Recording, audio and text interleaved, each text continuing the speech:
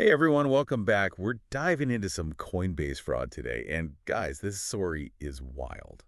It really is. And, it just goes to show how important security is in the crypto world. Yeah, for sure. So picture this, right?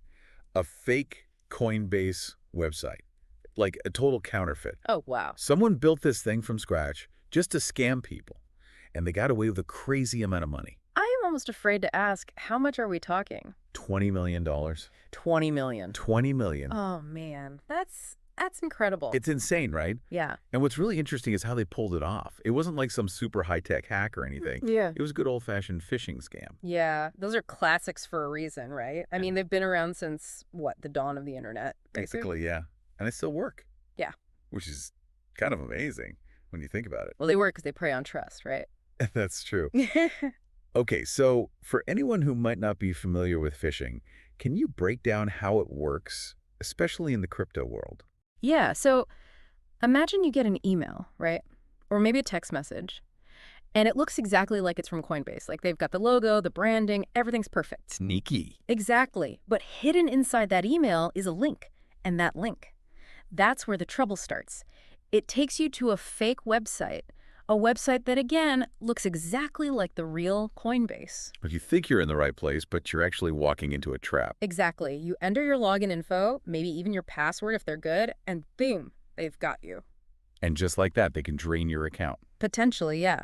And in this case, the scammer, they didn't stop at the website. They went, well, even further. Oh, yeah, this is where it gets really wild. So not only did they have the fake website, but they also had fake customer service reps. No way. Yes.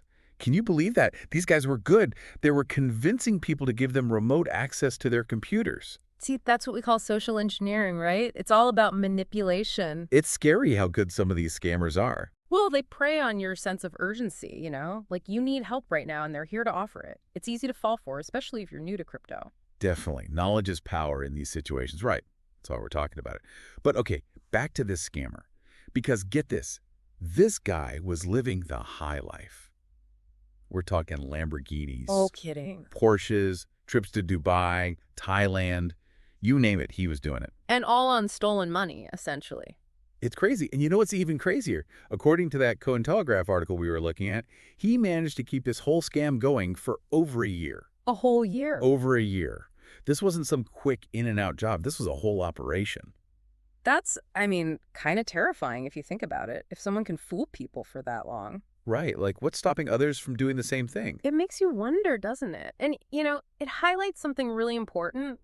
The technology behind these scams, sure, it changes, it evolves, but the psychology, the tactics, those stay pretty much the same. I know. It really makes you think, right? But look, the point of this deep dive isn't to scare anyone. It's to give you the tools to stay safe out there.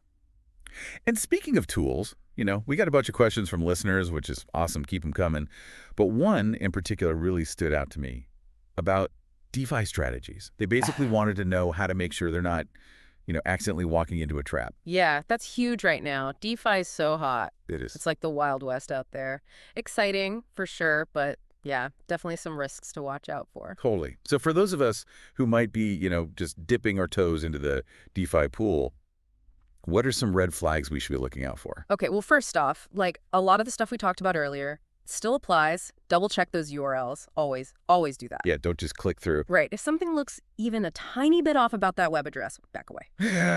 And unsolicited messages, emails, anything with a link, even if it seems legit, don't click it. Yeah, better to be safe than sorry. Especially with your money on the line, right? Absolutely. And this should go without saying, but never, ever, ever share your private keys. Oh my gosh, yes. Those are like the holy grail. Exactly. If someone gets those, your crypto's gone. No legitimate company, person, whatever is ever going to ask you for those. So important. Okay, so we've got phishing, social engineering, guarding those private keys with your life. What else, like what other security measures should we be thinking about? Well, another listener asked about securing digital assets in general, which is smart, because whether you're deep into DeFi or just like have some Bitcoin, knowing how to store it safely is key. For sure. So what are our options here? Do we need to like hide our digital wallets under our mattresses or something? I wish it were that simple. No, it's a bit more high-tech than that. Basically, you've got two main ways to store your crypto.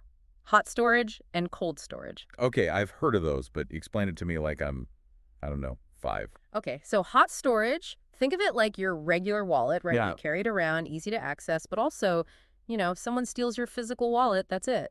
Okay, so it's convenient, but maybe not the safest. Right, exactly. Cold storage, now this is like your super secure bank vault. Ah, okay. Offline, much harder to get into. So yeah, less convenient for everyday spending, but way safer for the long haul. So if I'm like buying my morning coffee with crypto, hot storage. If I'm, planning for retirement, cold storage. Exactly. It's all about finding that balance, Wow. right? Convenience versus security. What works for you and your crypto goals? Makes sense. So hot storage for when you need it, cold storage for like the really important stuff. It's cool that we have options though, right? Totally. And don't forget, there are even more things you can do to be safe. Whether you're team hot storage or team cold storage. Oh, really? Like what? Well, first off, your passwords, right? Make them strong, make them unique. Don't use the same one for everything. That's just asking for trouble. Yeah, that's like rule number one for anything online these days. Right. And that two-factor authentication thing? Yeah. Turn it on everywhere you can. That little extra step makes a huge difference. Double the security, for sure. Okay, so we've gone over a lot of ground here. We talked about that crazy Coinbase scam, how these things work, how to protect ourselves.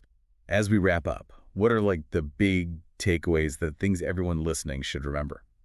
Honestly, just knowing is half the battle. Like, the more you understand how these scams work, the less likely you are to fall for them. So yeah, ask questions, do your research, stay informed. It's worth it. I'm with you on that one. It's easy to get caught up in the hype, especially with crypto, but you got to stay sharp, right? Absolutely. And if it sounds too good to be true, it probably is. Guaranteed returns, crazy offers, someone asking for your private keys, all those red flags. Run the other way. Great advice. Well, on that note, folks, it's time to wrap up this deep dive. But before we go, just a little food for thought. What's one small thing you can do today to improve your own crypto security? Maybe it's turning on that two-factor authentication. Maybe it's finally setting up that cold storage wallet. Whatever it is, take that step. Your crypto will thank you. And until next time, stay safe, stay smart, and keep exploring.